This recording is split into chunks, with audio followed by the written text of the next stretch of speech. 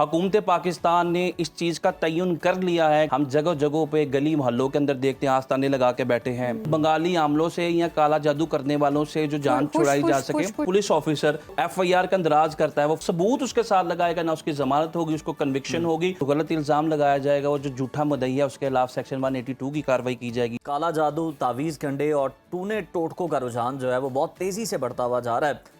और पता चलता है जनाब एक ही फैमिली के जो हैं वो 2-3 अफराद हैं, वो एक ही जगह पे जा रहे होते हैं और वो उनके खिलाफ ही टूने टोटके जो है ना वो दिए जा रहे होते हैं। सास बहू। हाँ जी, और मैं ये दबे लफ्जों में कह रहा था, आपने खुल के कह दिया, चले आपकी मर्जी है। तो खैर ये एक बड़ा संगीन समाजी मसला बनता जा रहा है। मुश्किलात, बीमारियों या फिर रिश्तों के मसाइल का शिकार लोग अक्सर शॉर्टकट की तलाश में रहते हैं और नाम नेहाद आमिलों के झांसे में आ जाते हैं, जिसके नतीजे में लोग ना सिर्फ माली नुकसान उठाते हैं बल्कि ज़हनी और नफ्सियाती दबाव का भी शिकार होते हैं। और इसी बढ़ते मसले के पेश नज़र हुकूमत ने बड़ा इकदाम उठाया। फौजदारी कवानीन में नई दफ़ा 297A को शामिल कर दिया है, जिसके तहत जादू टूने और सिफली अमल को सख्त जुर्म करार दे दिया गया है। और नाज़रीन जी, इस कानून के मुताबिक काला जादू करने वाले को कम से कम 6 माह और ज्यादा से ज्यादा 7 साल कैद की सजा हो सकती है। साथ ही साथ 10 लाख रुपए जुर्माना भी देना होगा। और इस जुर्म को ज़ाब्ता फौजदारी की शेड्यूल 2 में शामिल किया गया है, जिसके मुताबिक ये नाकाबिले ज़मानत जुर्म होगा। इसमें वारंट गिरफ्तारी जारी होगा और केस की समाअत बराह रास्त सेशन कोर्ट करेगी। लेकिन अगर कोई शख्स वजारत मजहबी उमूर से लाइसेंस लेकर रूहानी मुशावरत करता है तो उस पर यह कानून लागू नहीं होगा। जादू टूने पर पाबंदी लगाने की जरूरत क्यों पेश आई और इसके लिए मुकर्रर क्यों की गई सजा और मुकर्रर की गई है, ये काफ़ी है। इसी पर बात करने के लिए हमारे साथ आज मौजूद है माहिर कानून बैरिस्टर वकास अब्रेज खान साहब। बहुत शुक्रिया आपके वक्त का। वेलकम टू सुनो पाकिस्तान। और जिस तरह से हम देख रहे हैं कि फौजदारी कवानीन में 297A का इजाफा किया गया, ये ज़रूरत क्यों पेश आई, इससे जुर्म क्यों करार दिया गया, इस कानून की क्या हैसियत है?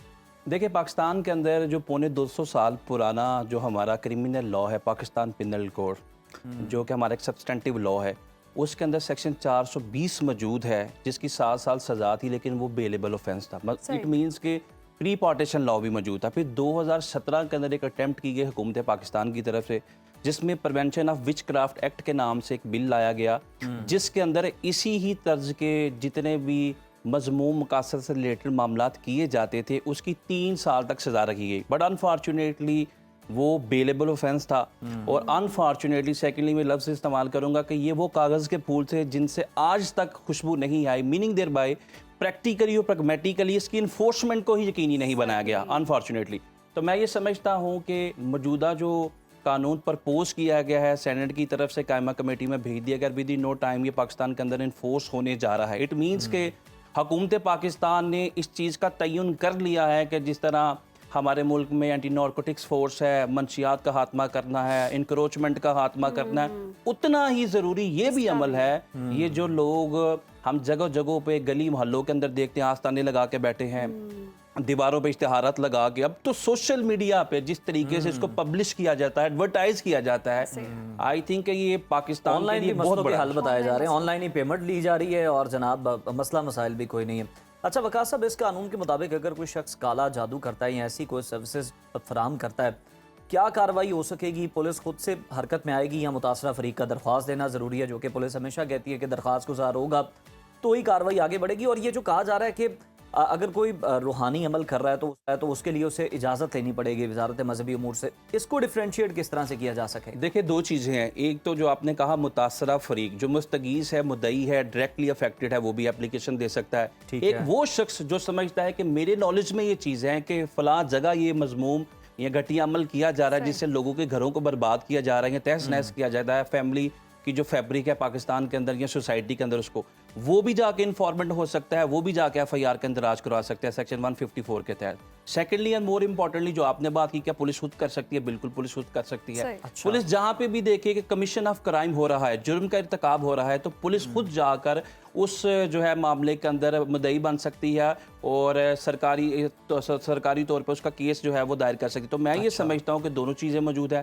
थर्डली जो आपने किया, ये एक बड़ी ज़बरदस्त चीज़ थी कि इन चीज़ों को प्योरीफाई करने के लिए कि आप वजारत मजहबी अमूर से लाइसेंस लें ताकि इस चीज़ का इदराक हो सके कौन असली है, कौन जैली है, कौन नकली है और इन बंगाली आमलों से या काला जादू करने वालों से जो जान छुड़ाई जा सके। खुश बाबा वो कौन से थे? कोई ऐसे भी बाबा थे मेरे ख्याल? बहुत सारे बाबे हैं। देखें हमारे मुल्क के अंदर हर गली में, हर नुक्कर में कोई ना कोई बाबा मौजूद है जो कि महबूब को आपके कदमों में लाना चाहता है, लेकिन खुद उसका महबूब उससे उठा हुआ है। जो आपके कारोबार के अंदर जो है वो बरकत लाना चाहता है, लेकिन खुद उसके कारोबार के अंदर कोई बरकत नहीं है। ये हमारी कौम का भी सबसे बड़ा मसला है, या डाउनफॉल है, या हमारा शराजा बिखर चुका है कि हम एक ऐसे डॉक्टर के पास जाकर अपना हेयर ट्रीटमेंट करवाना चाहते हैं जिसके खुद सर पे बाल नहीं है। ऐसे शख्स के पास जाकर, डॉक्टर के पास जाके मोटापे का इलाज करवाना चाहते हैं जो खुद मोटापे का शिकार है। तो अल्टीमेटली हमने देखा कि हमारी सोसाइटी के अंदर बहुत सी खवातीन अपने घरों को बर्बाद कर लेती हैं इन लोगों के मशवरात की वजह से, इन लोगों की काउंसलिंग की वजह से। लिहाजा ये वक्त की सबसे बड़ी और इम्पोर्टेंट चीज़ थी, ज़रूरत थी कि हम इसको लेजिटिमाइज कर दें। हमने ये भी देखा है कि ये बिल्कुल दुरुस्त फरमाया आपने, और कुछ केसेस हमने ऐसे देखे कि जिनमें खवातीन की डेथ भी हो गई, मतलब इतना उन पे तशद्दुद किया गया कि भाई इसके जिन निकाल रहे हैं, इस तरह के बड़े हमने केसेस भी देखे हैं। अब ये जो अमल बताया गया कि जी नाकाबिले ज़मानत करार दिया गया, तो इसका ये मतलब है कि अब अगर वो गिरफ्तार हो गया तो उसकी रिहाई मुमकिन नहीं हो? देखिए आसानी से उसकी रिहाई मुमकिन नहीं है। बेलेबल ऑफेंस के अंदर as a matter of right accused अपनी बेल कोर्ट ऑफ लॉ से ले सकता है, लेकिन नॉन बेलेबल ऑफेंस में आपको ये प्रूव करना है कि आपके जो एलिगेशन या एक्विजिशन लेवल किए गए थे वो बेबुनियाद हैं, वो कंस्ट्रक्टेड हैं, वो फटिशियस हैं, वो बेसलेस हैं, उनका हकायक के साथ कोई ताल्लुक नहीं है। लेकिन एक पुलिस ऑफिसर जो FIR का अंदराज करता है, वो फर्द मकबूजगी के अंदर वो तमाम शवाहिद इकट्ठे करता है, वो अमलियात का सामान इकट्ठा करता है, वो आस्थाने की तस्वीरें लेता है जहाँ पे काला जादू, बंगाली बाबे के पोस्टर्स लगाए गए हैं, ये मशवरे का टाइम लिखा गया है, या वहाँ पे लोग बैठे हैं, तो वो जब सबूत उसके साथ लगाएगा ना उसकी जमानत होगी, उसको कन्विक्शन होगी।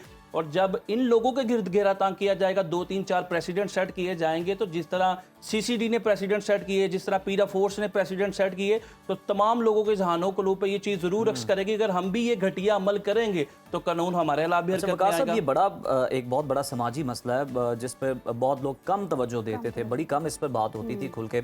अब ये बताइएगा कि जब ये कानून बन जाएगा तो फिर पुलिस को इसके लिए कितना ट्रेन होने की ज़रूरत है, तैयार होने की ज़रूरत है, वकला हजरात को अदालतों में कितनी इसके बारे में अवेयरनेस ज़रूरी है? क्योंकि जिस तरह से आपने बताया कि साबित भी करना पड़ेगा, जो कि मुलजिम है उसको भी साबित करना पड़ेगा, और जो इल्ज़ाम लगा रहा है उसको भी साबित करना पड़ेगा कि उसको किस तरह से नुकसान पहुंचा। देखिए मैं ये समझता हूँ कि जिस तरह पंजाब के अंदर जो है एंटी रॉयड फोर्स बनाई गई, CCD बनाई गई, पीरा फोर्स बनाई गई, अगर इसके लिए आप चंद एक लोगों पे मबनी फोर्स बना ले जिनका ये स्पेशलाइज्ड काम हो इस चीज़ का तयन करना, और स्कॉलर्स की टीम को भी इसके अंदर इंक्लूड करना चाहिए जो इस चीज़ को डिटरमिन करे on the touch stone of teaching of Islam कि ये शख्स इकदामात कर रहा है या अमलियात कर रहा है, क्या इसका कुरान और हदीस के साथ कोई ताल्लुक है या नहीं है?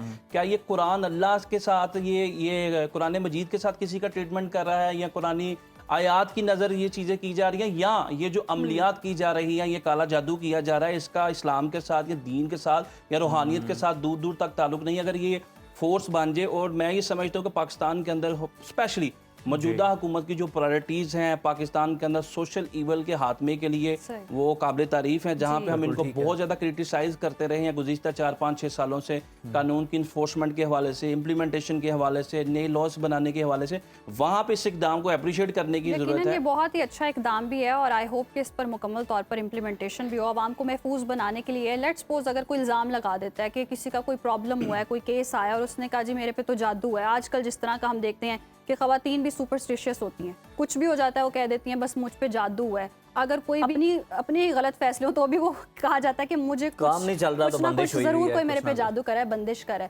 तो उस केस में फिर क्या हो सकता है कि कितनी शफाफियत हो कि उनको काउंटर किया जा सके? देखिए दो चीज़ें हैं। एक तो ये कि अगर हम किसी पे गलत इल्ज़ाम लगा दे कि ये शख्स जो यहाँ पे अमलियात करने आया है, ये करने बैठता है, वो अमलियात है उसका दूर दूर तक कोई ताल्लुक नहीं है, वो जो गलत इल्ज़ाम लगाया जाएगा, वो जो झूठा मुद्दई है उसके खिलाफ सेक्शन 182 की कार्रवाई की जाएगी, सेक्शन 250 CRPC की कार्रवाई की जाएगी, सेक्शन 499 है जो कि पाकिस्तान पिनल कोड का, उसकी कार्रवाई की जा सकती है। हाँ, दूसरी चीज़ यह कि अगर एक शख्स खुद इन लोगों के हत्थे चढ़ता है, जाके जानबूझ के दनिस्ता तौर पे अक्ल शऊर और दनाई रखने के बावजूद भी इन लोगों के हत्थे चढ़ता है, फिर भी वो शख्स जो है वो जाकर FIR के अंदर राज करवा सकता है कि मैंने ये समझा था कि रूहानी तौर पे मुझे शिफा होगी, और ये कुरान या हदीस की रोशनी में वट एवर जो भी मुझे कोई जो है वो तवीज़ देगा या कोई मुझे नुस्खा बताएगा या विर्द करूँगा तो अल्टीमेटली मुझे फ़ायदा होगा, उसका नहीं बेनिफिट इस चीज़ का होता, तो उन लोगों वो लोग भी जाकर FIR के अंदर राज करवा सकते हैं। चूँकि इसके बाद जो है वो तमाम चीज़ें लाइसेंस होने जा रही हैं, जितने भी सही, आसाने बनेंगे।